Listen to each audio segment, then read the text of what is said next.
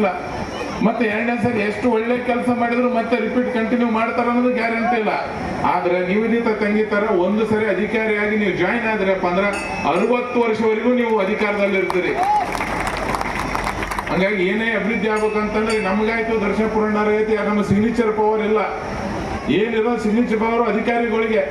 ನಾವು ಡೆವಲಪ್ಮೆಂಟ್ ಇದು ಮಾಡಂತ ಹೇಳ್ಬೋದು, ಅವ್ರು ಸೈನ್ ಹಾಕಿದ್ರೆ ಆಗಂತ ಕೆಲಸ ಆಗ್ತದೆ. ಹಂಗ ಇಷ್ಟು ದಿನ ನಮ್ಮ ಭಾಗದಲ್ಲಿ ಬಹಳ ಕೊರತೆ ಇತ್ತು IAS IPS ಆಫೀಸರ್ಗಳು.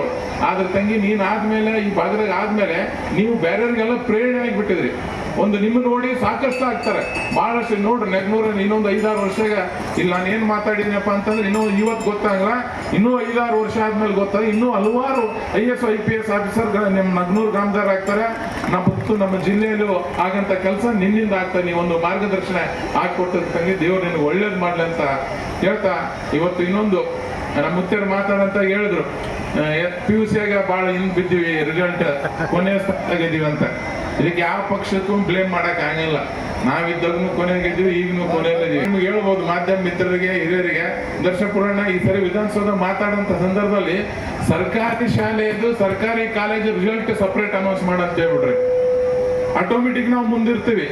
ಯಾಕಂದ್ರೆ ನಮ್ಮ ಭಾಗದಲ್ಲಿ ಪ್ರೈವೇಟ್ ಸ್ಕೂಲ್ಗಳು ಬಹಳ ಕಡಿಮೆ ಇದಾವೆ. ಯಾವ್ಯಾವ ಟಾಪ್ ಬಂದಿದಾವೆ ನೀವು ನೋಡ್ರಿ, ಯಾವ್ಯಾವ ಜಿಲ್ಲೆಗಳು